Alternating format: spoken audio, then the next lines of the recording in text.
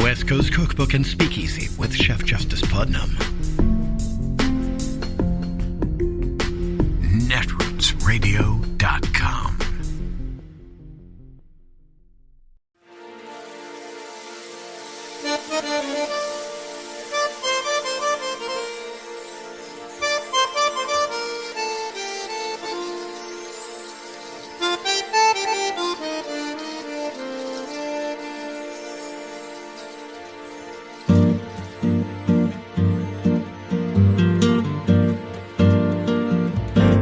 Je voudrais du soleil vert, des dentelles et des théières, des photos de bord de mer, dans mon jardin d'hiver. Je voudrais de la lumière, comme en Nouvelle-Angleterre.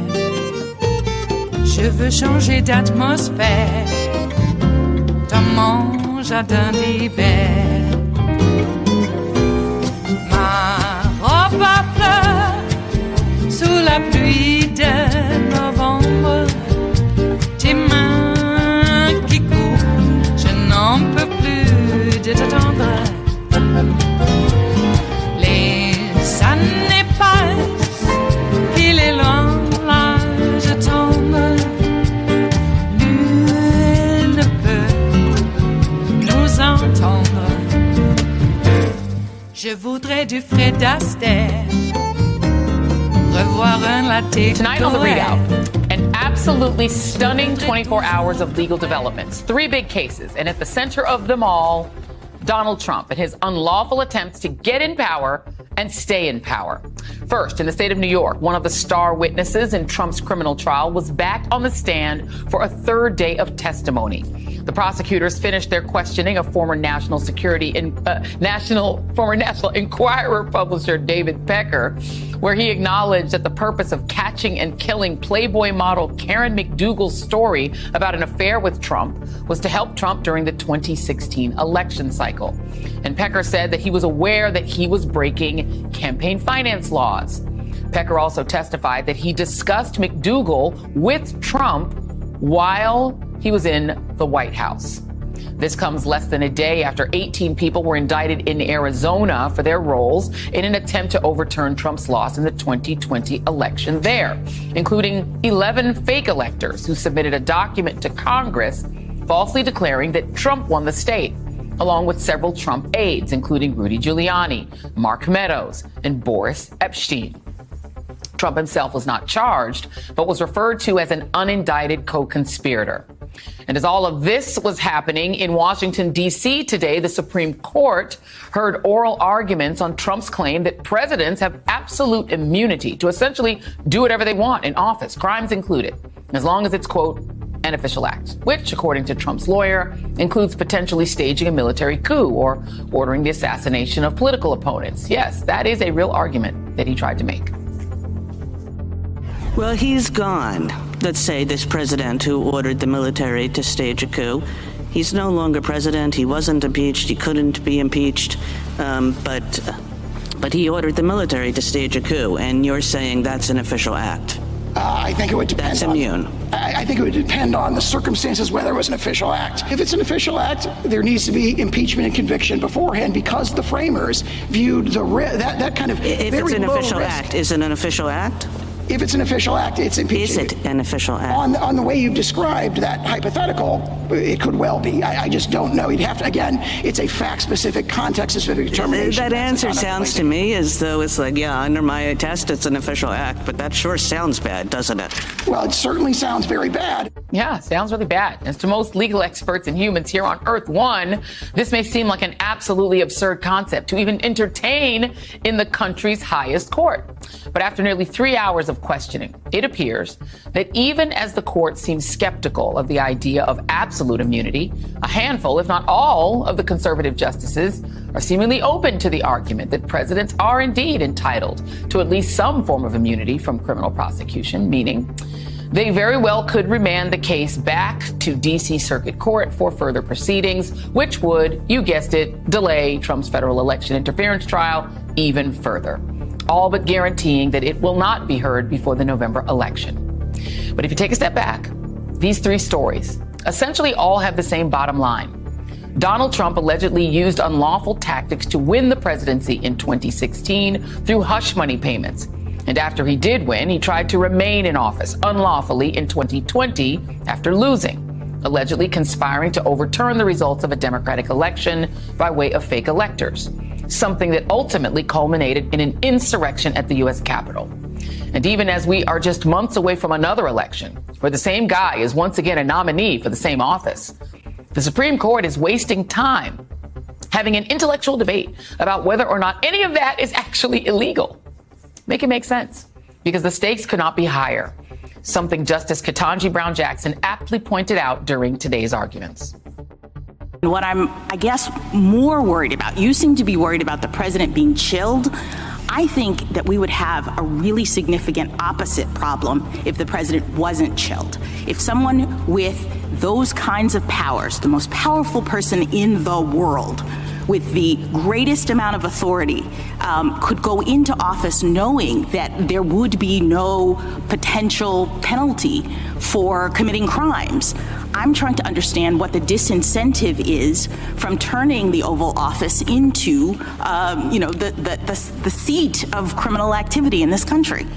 Joining me now is Congressman Jamie Raskin of Maryland, a former member of the January 6th Select Committee. Congressman, thank you for being here. And I hope you will join me in this new reality. Because can we now just stop pretending that when the Supreme Court meets to hold oral arguments and to make decisions, that they are even thinking about the Constitution? This Supreme Court majority, Leonard Leo 6, are so clearly politicians. The only difference between them and politicians like yourself is that you're honest about it. You are a Democratic politician. They are Republican politicians trying to achieve Republican goals. They didn't even pretend today that they had some constitutional argument. Even as a layperson, I didn't even hear them try. What I heard was them saying, we're going to make sure that Donald Trump is protected from prosecution, the end, and what are you going to do about it? Your thoughts? Well, they're politicians who are not even subject to popular election, unlike me. They should move the Supreme Court over to the RNC headquarters because they're acting like a bunch of partisan operatives. The most astonishing thing for me today was Justice Alito's question. He actually asked whether holding a president criminally accountable for actual crimes committed, whether murder or coup or you name it, whether holding them accountable would actually encourage them to stage more violent coups to stay in office to avoid prosecution, which buys completely into Donald Trump's narcissistic criminal worldview. I mean, for all of American history, we've said presidents are subject to criminal prosecution if they commit crimes. That's why Gerald Ford pardoned Richard Nixon. That's why Bill Clinton agreed to give up his law license with the bar for 5 years so he wouldn't face criminal prosecution. Now they say, well, if you're really mean to Donald Trump and you hold him accountable the way every other American citizen is accountable, then he'll really overthrow the government. He'll really bring out the big guns, and we can't afford that. And that's a kind of masochistic capitulationism to Donald Trump's authoritarianism. Of course, we've got to hold the president accountable to the law. I mean, it's the basic premise of our law that nobody is above the law, including the president. And when they say, oh, well, you can impeach and convict him and then you could prosecute him, again, that twists the language and turns it upside down in the Constitution. It says, even if you're impeached and convicted, nevertheless, you can still be prosecuted and tried and convicted and punished, presupposing that, of course, the president is subject to criminal law. And now we've got a bunch of justices who are asking questions that indicate that they are as corrupted as members of Congress who I serve with. When we get through this period, this miserable period of American history, and we will get through it, and we're going to beat them all in November, which is the only solution to this nonsense. These people are going to be fit only for selling incense and flowers at Dulles Airport. Well, what is the solution? Because, it's a big if we get through this. They're trying to seemingly engineer a Republican victory so that the two oldest conservatives there, Clarence Thomas and Samuel Alito, can retire and be replaced by 30-year-old versions of themselves. That seems obvious, right? The bribe is sort of implied. But what legislatively can be done? I mean, Brett Kavanaugh has already gotten away, perhaps, with criminal activity. So he already feels a certain impunity. He got on the court, having been credibly accused of a sexual assault. That didn't matter. He wasn't even investigated. Clarence Thomas was credibly accused of also being a sex pest. He got away with that. I mean, they themselves, live with impunity. Is there anything that might be done, could be done, if Democrats were to take back the House and have enough Senate votes? Should any of them be impeached? Because it's clear corruption. It's so obvious.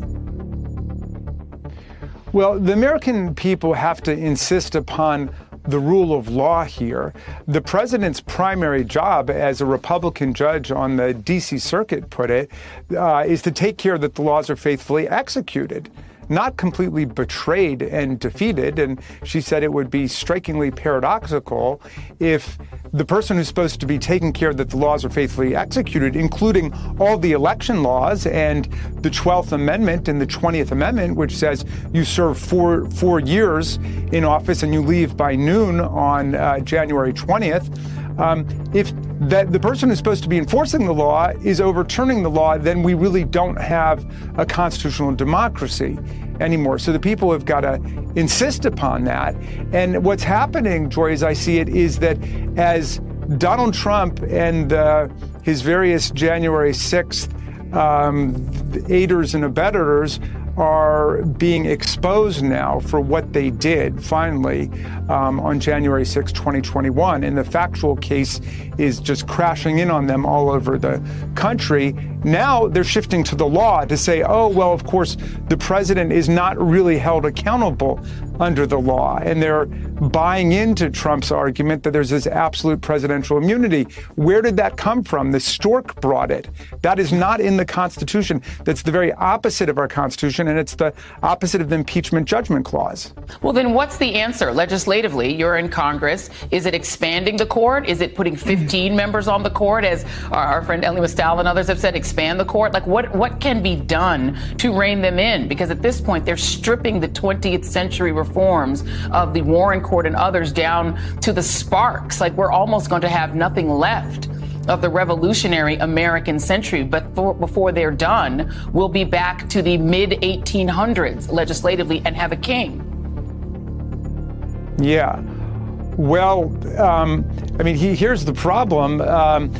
We could build big political majorities in the country, and we must do that to restore the Voting Rights Act, which they eviscerated in Shelby County versus Holder. We can pass national legislation to restore Roe versus Wade and protect women's right to choose, and we must do that. But all of it could be appealed back to this right-wing reactionary Supreme Court. So we will have to take up the questions you're raising, but we've got to go one step at a time. You're several chess moves ahead of me, Joy. We've got to win this election, and we've got to go out and organize the whole country to understand that democracy's on the line and freedom is on the ballot, and our major weapon for constitutional self-defense at this moment is this election and getting everybody out to vote and to participate and then to defend the election results. It is Friday, the 26th of April of 2024, and you are in West Coast Cookbook and Speakeasy. I am your chef de cuisine, Justice Putnam. Gunner the English Bulldog is our snoozing sous chef. Precious, the little Yorkie, is our door girl, and she's back on the job and will be seating you directly for our especially special daily special Blue Moon Spirits Fridays, because we are all night hawks in the Diner of Life. That's right, no time zone can confine us. Not one bit. What is time? Well, that's for another show. and probably a whole different format. So we'll think about it. But nonetheless, our little girl, Precious, is back from the mend. She had her staples taken out yesterday, and her wound has healed up so wondrously that she got the cone taken off. And that's like a graduation, and everybody was happy that that was the case. It came in and kind of like applauded her, and she preened a little bit when she got it off. She was fun. So I don't even have to do I guess was the advice of worst case scenario, which doctors should always give you. What's the worst case scenario in this, and what will we have to do? Well, when I say the worst case scenario, we all know what that is. An untimely, time-stopping demise. Because what is time? Well, what the worst case scenario in her situation could be that I would have had to physically manipulate her leg to break lesions and get her up and on the go. Well, she's self-regulating. And he did mention that, or intimate it. And in the midst of her recuperation, I was a little torn on whether I should allow her to do what she was doing. But I thought, Dr. Dickey did say that they, will sort of do it on their own, only do so much. But I also know that dogs will do more if they think that they're being encouraged to. So one must be careful. Well, she's on the mend and doing it in a self-regulating way and doing quite wonderfully. She doesn't really climb as well yet. That will take some time because there is atrophy involved whenever you cut into the body. So she'll have to build up that muscle again. But getting downhill, down the little doggy steps, the pressure is on the front legs. So she can work into using the back legs also. But take another couple of weeks or maybe 3 before I can let her go. So she still has to be restricted a bit. But not as she was previous, and that is nice. So there you go. Took Mom to go get a perm yesterday before I picked up the little dog and had her sutures taken out. So Mom's, feeling all pretty and clean because I threw her in the shower, too. We don't throw my mom in the shower. In fact, it's a big to-do just to get her in there to sit down on the bench that we have for her. Oh, God. Talk about time. Whew. You think you're going to go somewhere in 15 minutes? Tack on 45. Because what is time? Oh, God. I always love the metaphysical and the practical. How they meld together. Is that what metaphysics is? Maybe. So, Donald Trump was defended in the Supreme Court by the Supreme Court. Yikes. Just tell Sauer to sit down and the MAGA justices will take over. In fact, that's basically what he said. Now, don't worry. We got this. I'm tired of sitting at the table quiet all the time. We finally get to tell the people in the world what is going to happen, whether they like it or not. God, I hate the pompous certainty of, like, an Alito. Do you really want that guy regulating people's sexual lives? I don't want to know anything about that guy's kink. My God. But he's got to impose his kink on everybody else. What kind of democracy is that? That's not what this country was founded on. But, it says a lot that a mobbed-up guy like Donald Trump has reached the heights of power that he has. A mobbed-up criminal like that never would have made it unless there was some certain type of, mob-style corruption that went on in our government for decades and decades and decades. I think Driftglass would say this has been, one of the biggest mind fucks the country, or maybe any society has ever seen. Maybe that's overstating it. But it's a mind fuck. Let's erect a bunch of, when I say erect, I mean that, not so much as a pun. Let's erect, a series of think tanks across the country and imbue them with some certain prestige. And then we'll put them in college campuses, all over the world, maybe. Well, we'll start in America. And they did. And any other, think tanks that might be considered moderate or liberal are derided as some sort of propaganda outfit, and how dare they think that they can have anything to say on our college campuses and to our kids. So now we got kids who have no problem, attacking Jews on campus. All right. Anybody attacking, followers of Assad? I want to know. Were there sit-down protests then? This all seems a little too neat by half. Let's rile up students to go out and, have these mass demonstrations right before the election. We were warned by credible authorities that Russian PSYOPs and Chinese PSYOPs was at work at this very moment. What do they think that means? When I say they, or we, the general we, because that includes all of the dimwits among us too. And let's be clear, there are dimwits among us. We were warned. PSYOPs is not some guy just sitting at a keyboard in Macedonia working for the FSB.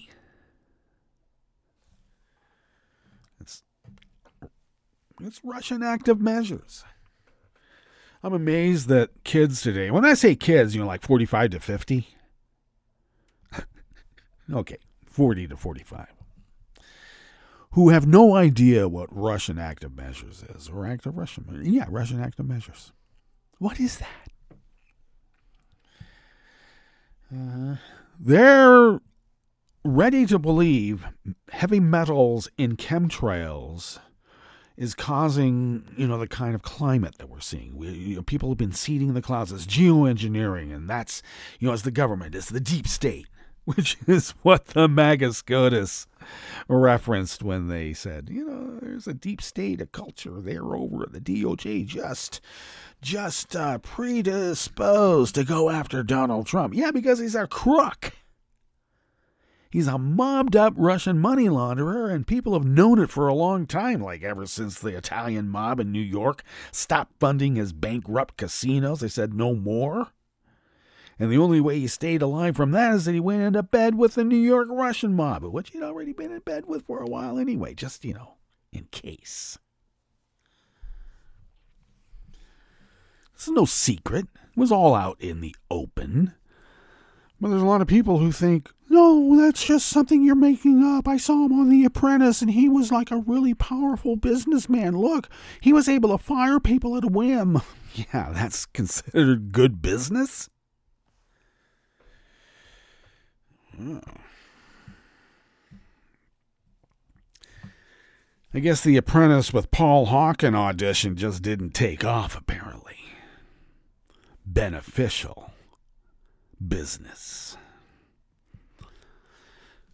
All right. Information is power. And I guess that cuts both ways. When I say cut, I mean bigger than a paper cut on the other side. Unbelievable. Okay. Yes, I'm serious. Here in our little local burg, we've got the chemtrail conspiracy arising again, just in time for the election. Because within that also is all the anti-vax bullshit. I'm unable to post on the main comment, the main posting page on the town page. It's moderated by the little, I like to call him a little tin pot dictator. He's got a sandbox. And he's going to be his little Elon Musk. Is it Elon or Ellen? I can never tell. As if I wanted to. Anyway, this guy's like his little tin pot Elon Musk. And the only way I can get, some of my more pointed commentary is in the comments. Replies. So, I waited. Of course, I baited a little bit. I speculated what would happen. Maybe, has anyone ever thought that they've been putting fluoride in the chemtrails? And you know how they got the fluoride there, don't you? That's right. They seeded it with millions and millions and millions of microscopic scary clowns. Remember the scary clown conspiracy theory? There were scary clowns coming out of the forest, the edge of the forest, snatching the kids. Mm-hmm. And when first time I heard that, I thought, you mean like the mysterious Jew at the edge of the Bavarian forest, snatching little German kids and eating them after cooking them in their ovens? We're going to cook the little German kids and make a fig pie. Is that what you get? Fig? I don't know. Sure sounded like that to me. Scary clowns. All right. So they don't like it when you bring that stuff up. Because some of us have a fairly good memory. And some people have no idea what the F we're talking about because they don't know. They never bothered to find out. It was never presented to them in any coherent fashion or any fashion whatsoever. And I'm tired of people telling me that I need to do my research.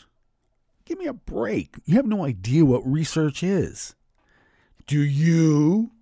Have you ever had to defend a treatise in front of a panel of academics, like 3 of them, 5 sometimes? Give me a break. Do my research. Part of doing your research is relying upon the research of others who have come before you and who are experts better than you are. I'm not talking about, you saw that on CNN. No, actually, I think I saw it on that bastion of woke liberalism, Forbes. Give me a break. Okay. So it's no wonder that we have the dominance of this type of thinking on our courts after decades of Leonard Leo rat-fucking the whole thing. And his friends, too. I'm looking at you, Mercers. I'm looking at you, DeVos. I'm looking at you, Petersons. I'm looking at you, obviously, the Kochs. Oh, but George Soros is so much scarier. You mean like a scary clown at the edge of the forest that's a takeoff from the scary Jew at the edge of the Bavarian forest, eating little German kids after cooking them in their ovens to make fig pie? I've had enough. Yes, we can still vote them out if they allow it.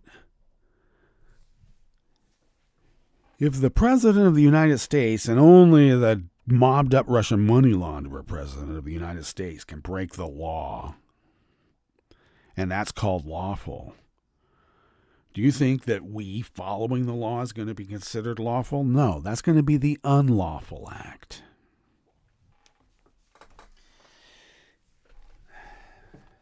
Yep. It's a great little government there. Great democracy.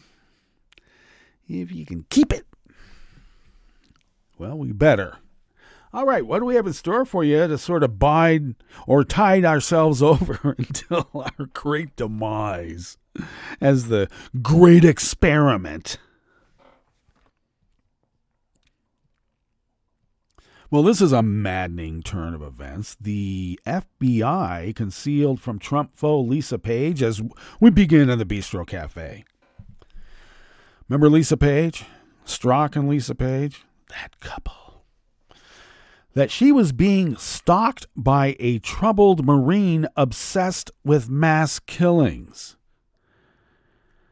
The military told the FBI, and the FBI just didn't bother to tell Lisa. Now, I know they're going to say, well, if we had told her, then she would have, froze up and stuff when we were hanging back to use her as bait. And if something bad happened to her, I don't know. It was for a greater cause. Really? I'm wondering about some of these rogue agents in the FBI. Shouldn't there be a rat hunt to root out these corrupt actors? You would think. Hey, Alabama lawmakers advanced a bill that could lead to the prosecution of librarians for just handing out books to anybody who wants one. I'm serious. But they're saying, oh, we're protecting the kids. Are you? And California battery storage is increasing rapidly, but just not enough yet to end summer blackouts. Well, let's not stop. Let's keep building. After the break, we move to the chef's table where Putin announced plans to visit China in May. Sounds like a little collusion going on between those two. Well, I guess so, because in the wake of a major spying scandal and illegal foreign payoffs, German lawmakers mocked the far-right party as Russia today, China tomorrow, coming to an America near you.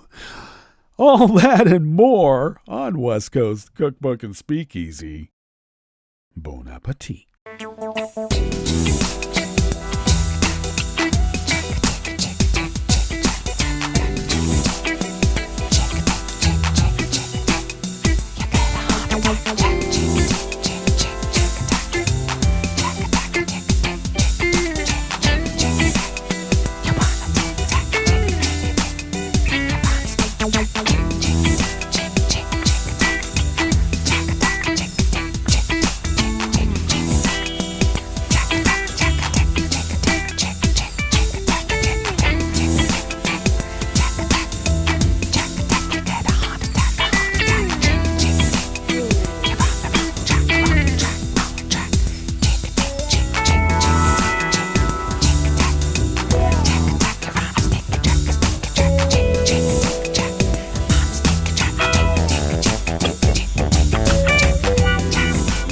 Yes, we are going to forego the usuals at this usual time because of the usual long rant. Sorry about that, but so be it. This first offering here that we will be tucking into rather rapidly is out of Raw Story by the great Sarah K. Burris. Former FBI lawyer Lisa Page was being stalked by a troubled Marine who has since been discharged for confessing he was obsessed with her and mass shootings. The military shared the information with the FBI, but no one told Page she could be in danger. In fact, the FBI determined that the man was not an imminent threat. Months after that decision, he was outside of her home. John C. Perez pleaded guilty on Thursday to a federal misdemeanor of a stalking charge. He will be blocked from visiting the D.C. area for 6 months. Perez lives in California. The deal also mandates he attend 6 therapy sessions. Where? Page is one of the targets that Donald Trump had when text messages with her former lover, Peter Strzok, were revealed. Like dirty tricks. Or as we like to call it in its original intent, rat fucking. Yep, Trump claimed that their message revealed a deep state conspiracy to block his election in 2016. Deep state. The text messages were given to Trump from former Deputy Attorney General Rod Rosenstein in 2017 and were ultimately leaked to the media.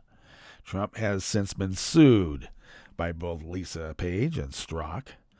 Page has asked for more strict restrictions on Perez and also attacked the FBI for not warning her. In December alone, Perez came to Page's home at least 4 times and accused her of being witness to his childhood sex abuse. The two had never met. In one incident, he even spoke to Page's 11-year-old son. The FBI knew about this fixation on me since September, and they said nothing, an emotional Page said in court. 3 months later, he was on my doorstep. I don't know. Seems like a feature, not a bug.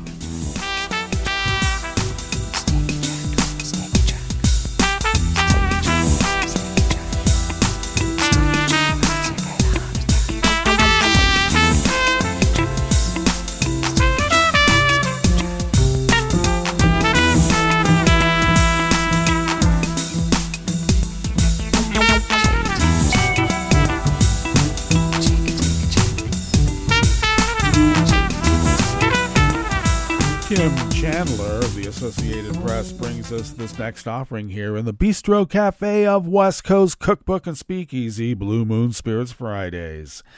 Alabama lawmakers yesterday, Thursday, advanced legislation that could see librarians prosecuted under the state's obscenity law for providing harmful materials to minors, the latest in a wave of bills in Republican-led states targeting library content and decisions. You know, kind of like 1928 Nazi Germany. The Alabama House of Reps voted 72-28 for the bill that now moves to the Alabama Senate.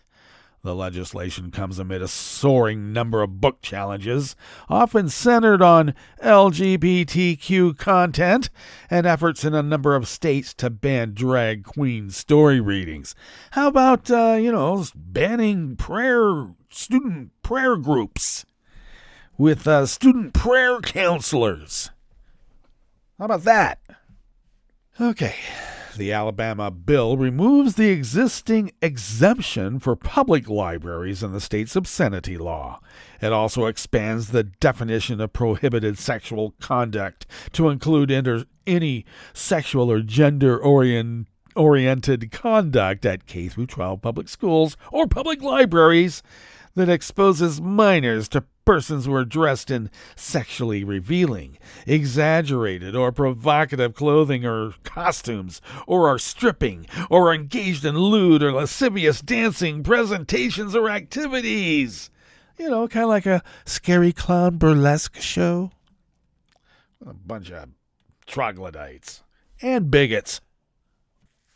Opponents argued that proposal would threaten librarians with criminal prosecution at the whims of community members who disagreed with their decisions on books and programs.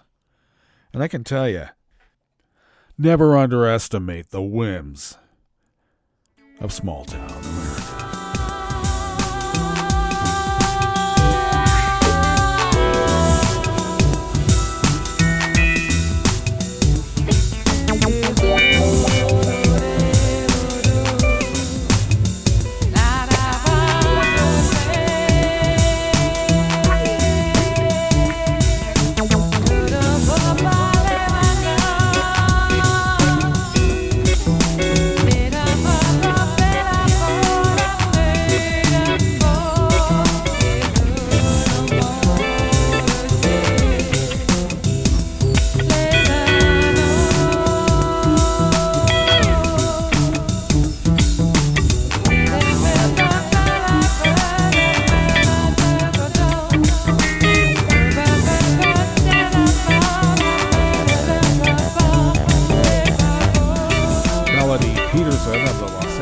Times brings us this final offering here in the Bistro Cafe part of West Coast Cookbook and Speakeasy.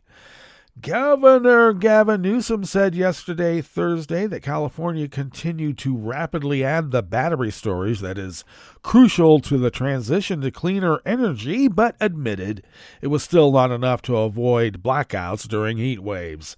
Standing in the middle of a solar farm in Yolo County, Newsom announced the state had battery storage systems right now with the capacity of more than 10,000 megawatts, about 20% of the 52,000 megawatts the state says it is needed to meet its climate goals. That is critical to how we achieve 100% clean energy by 2045, Newsom said. Batteries allow us to use clean energy captured by solar and other renewable sources at all times of the day, especially when solar generation drops after the sun goes down. The ultimate goal, he said, is to slow climate change. Asked by reporters if California now had enough battery storage so that residents no longer had to worry about blackouts during times of high power use, Newsom laughed. "We have a lot of work to do still in moving this transition with the kind of stability that's required," the governor said. So no, this is not today announcing that blackouts are part of our past. Battery storage installations work by receiving excess solar and wind power and releasing it later, especially from 4 to 9 p.m., when the state's grid is most under stress. Last year, Newsom appointees voted to extend the operation of the Diablo Canyon nuke plant another 5 years to bolster the reliability of California's grid and avoid rolling blackouts. The aging nuclear facility and its twin reactors had been scheduled to be shut down, for decades. In August of 2020, a major heat event fueled by the climate crisis forced some of the state's first rotating power outages in decades, as the ongoing transition to green energy lagged behind demand. Californians nearly avoided rolling blackouts in 22 as a record-breaking heat wave broiled almost every corner of the state for days. Well, I say that we are probably right on track, and when I say we, California, people who think that we should have better battery storage are right on track, so keep it up. All right, that brings us to our break, and when we get back from that break, we will go through weather from around the world, and we will finish up with the stories that we've curated for you today. You were listening to West Coast Cookbook and Speakeasy, and we will be right back. You were listening to netrootsradio.com. Please hang up and try again.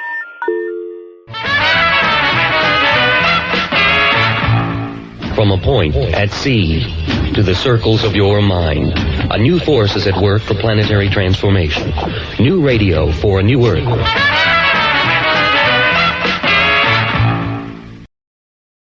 This is Take Two Movie Review. I'm Mike Friend. This week, it can only end one way. The venerable Omen franchise now has new life with The First Omen. If ever a movie called out for a prequel, it would be 1976's The Omen. After all, where did that kid Damien they swapped for the ambassador's baby come from? Well, you're going to find out. Suspects appear early on when young American novitiate Margaret, played by Game of Thrones Nell Tiger Freeze, shows up in early 70s Rome to work in a Catholic orphanage. She has a wild roommate, there's a troubled younger resident, and anarchist violence in the streets, which is really bothering the powerful Cardinal Lawrence, a creepy as ever Bill Nighy, who takes a special shine to Margaret. Now, the Catholic Church isn't quite believable as the edifice of righteousness that it might have been in 1976 due to certain scandals in its alliance with political forces to void women's rights, but you couldn't exactly do this story without it being front and center. So, without spoilers, let's just say the screenwriters have found a clever and more timely way to involve it.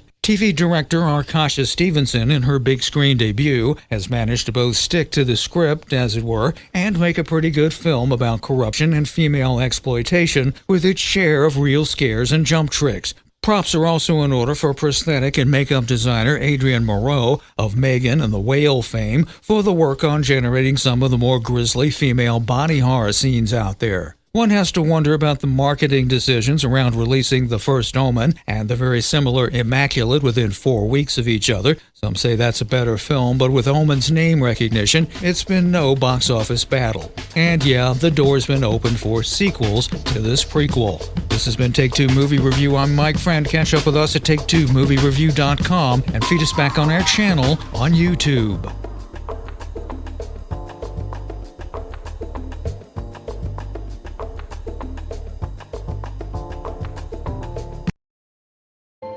This is the story of a very special woman. In a matter of seconds, she turned herself into a great mathematician or an entrepreneur. Her knowledge was limitless and still is. She could also make monsters disappear, especially those that lurked in the shadows under the bed.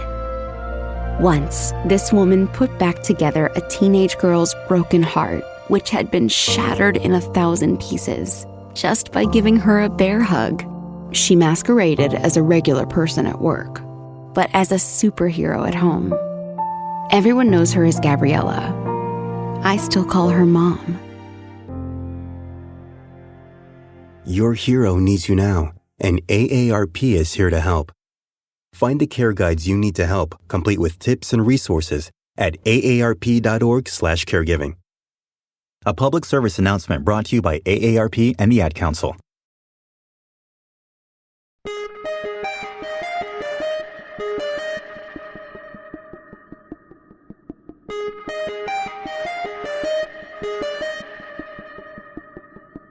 Hi, I'm Tom Hartman, and since you're listening to netrootsradio.com, show your progressive side and go to the donate button on the bottom of the homepage. It's progressives like you who power Netroots Radio and keep the progressive message beaming everywhere 24 hours a day. Just go to our donate button at the bottom of netrootsradio.com. Thank you for keeping progressive radio at full power.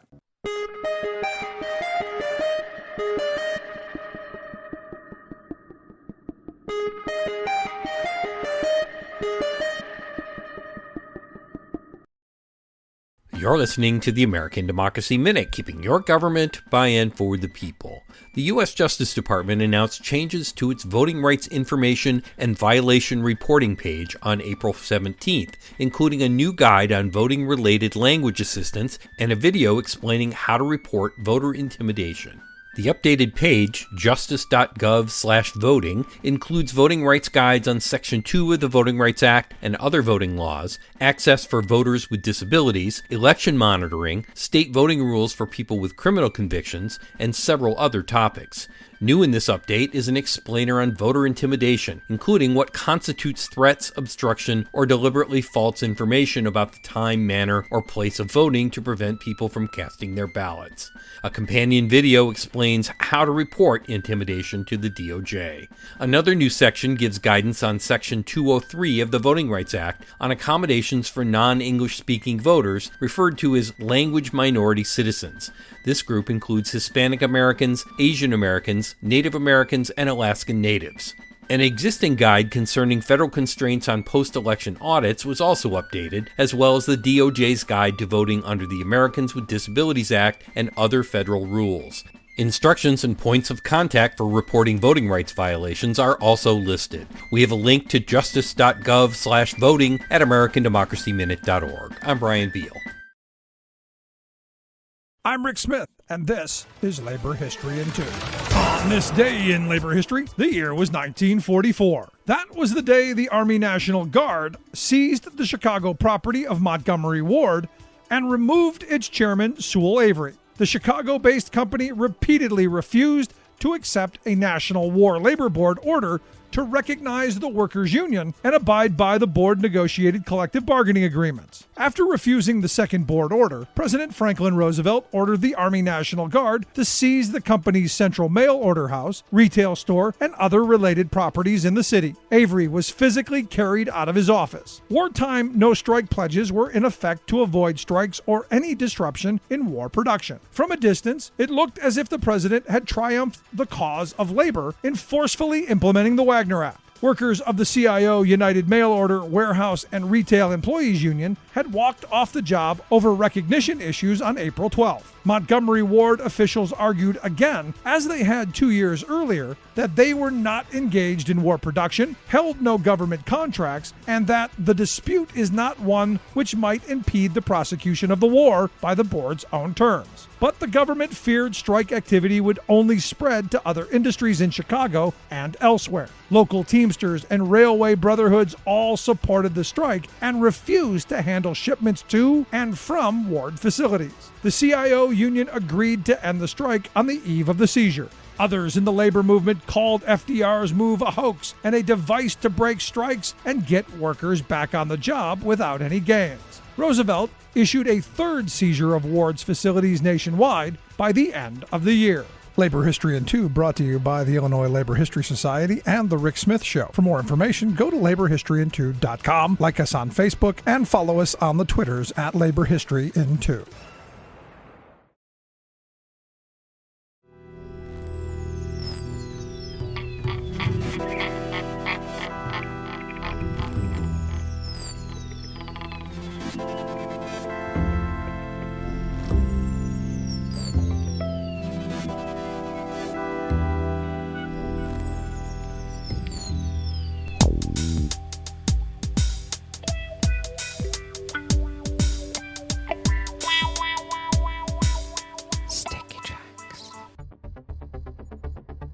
Thank you for accompanying us here to the Chef's Table at West Coast Cookbook and Speakeasy Blue Moon Spirits Fridays, because we are all night hawks in the Diner of Life. We always begin, whether from around the world, along the banks of the Rogue River, in the Rogue River Valley of Southern Oregon, on the west coast of the continental United States of America, where it is currently 50 degrees Fahrenheit, expecting highs only in the mid-50s today, which is considerably cooler than what we had even yesterday. Cloudy with occasional rain showers, and we have a little bit of rain falling at the moment, and has had quite a bit overnight, by the way. Winds out of the west-northwest at 5 to 10 miles per hour.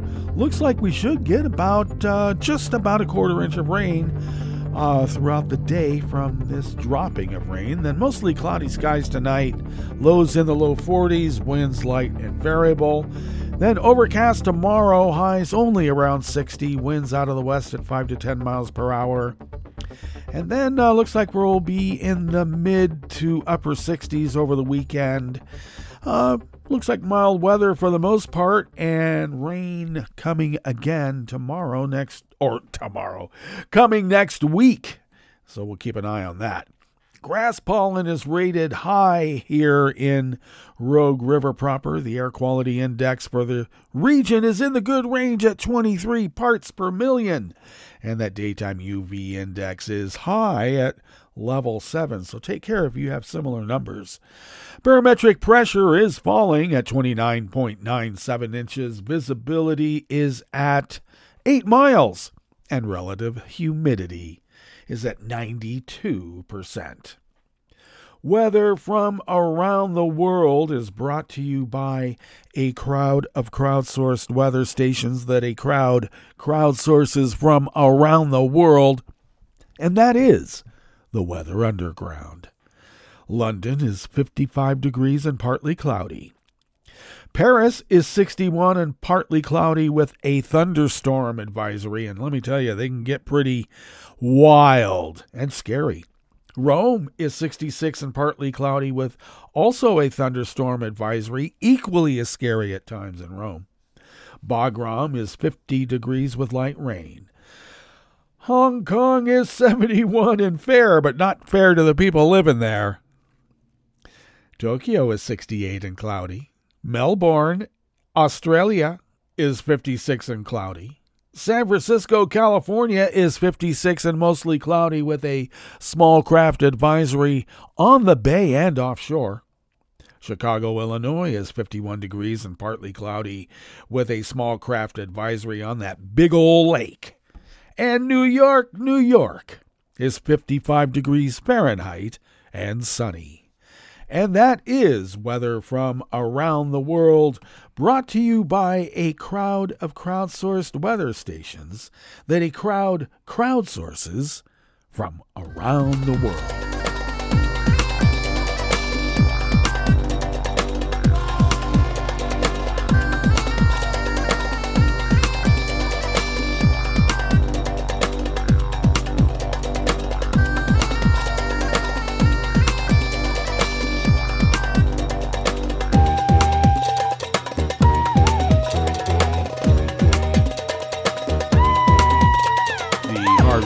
Staff at the World Desk of the Associated Press brings us this first amuse-bouche here at the Chef's Table at West Coast Cookbook and Speakeasy, Blue Moon Spirits Fridays.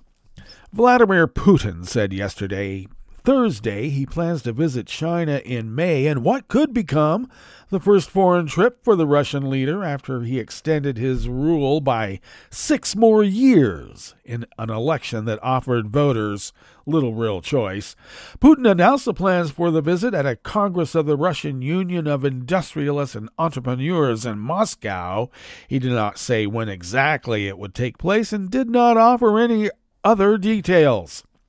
Putin's inauguration is scheduled for May 7th, Russian lawmakers said earlier this week.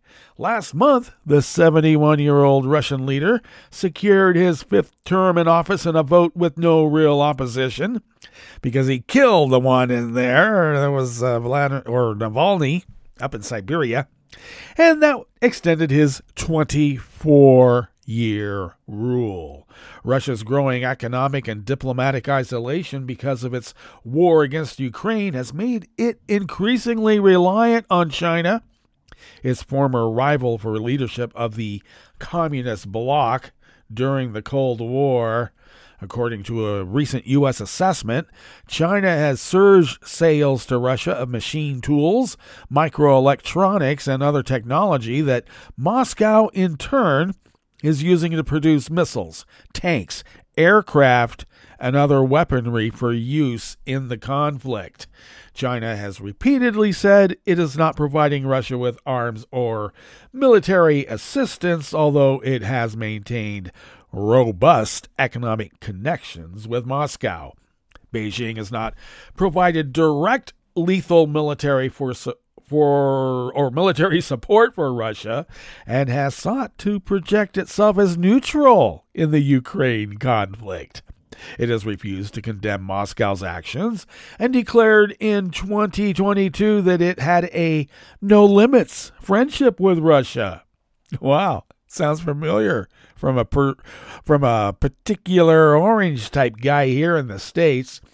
The country has denounced Western sanctions against Moscow and accused NATO and the United States of provoking Putin's invasion. China has also proposed a peace plan that was largely dismissed by Ukraine's allies, who insisted that Moscow must withdraw its forces from the neighboring country as a condition for peace.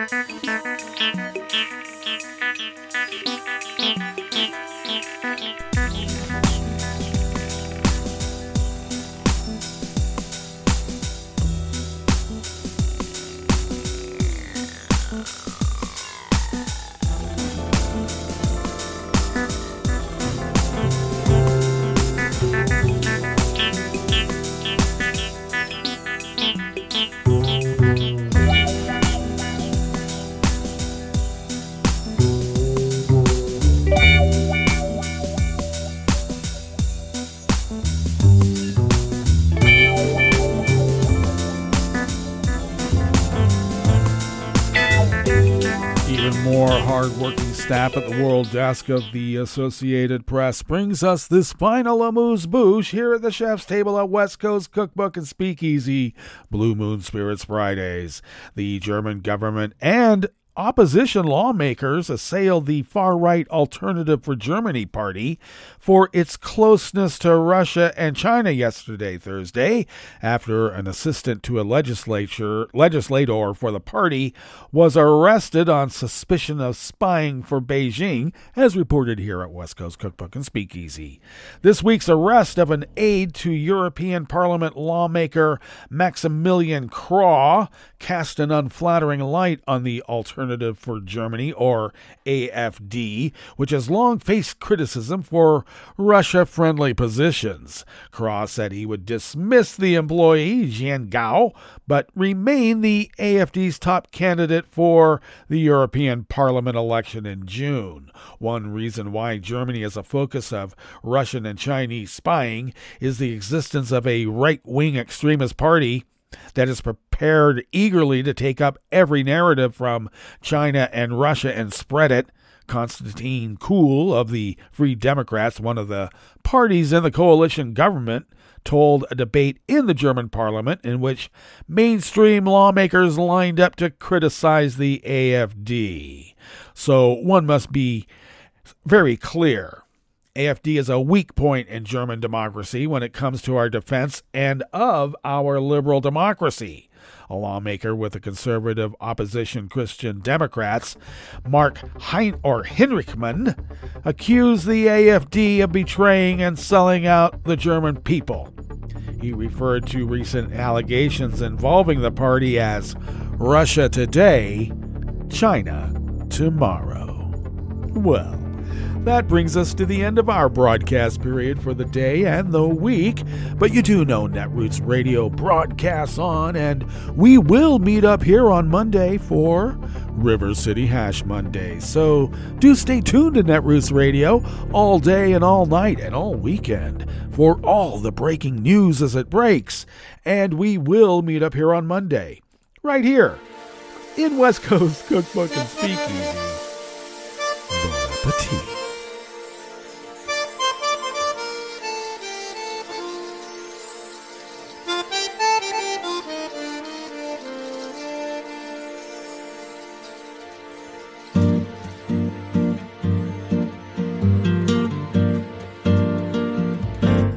Je voudrais du soleil vert, des dentelles et des théières, des photos de bord de mer, dans mon jardin d'hiver. Je voudrais de la lumière, comme en Nouvelle-Angleterre. Je veux changer d'atmosphère, dans mon jardin d'hiver. À fleurs sous la pluie de novembre, tes mains qui courent, je n'en peux plus de t'attendre. Les années passent, qu'il est loin, là je tombe. Nul ne peut nous entendre. Je voudrais du Fred Astaire, revoir un latte Goël. Je voudrais toujours te plaire dans mon jardin d'hiver. Je veux déjeuner par terre, comme au long de golfe clair. T'embrasser les yeux ouverts dans mon jardin d'hiver.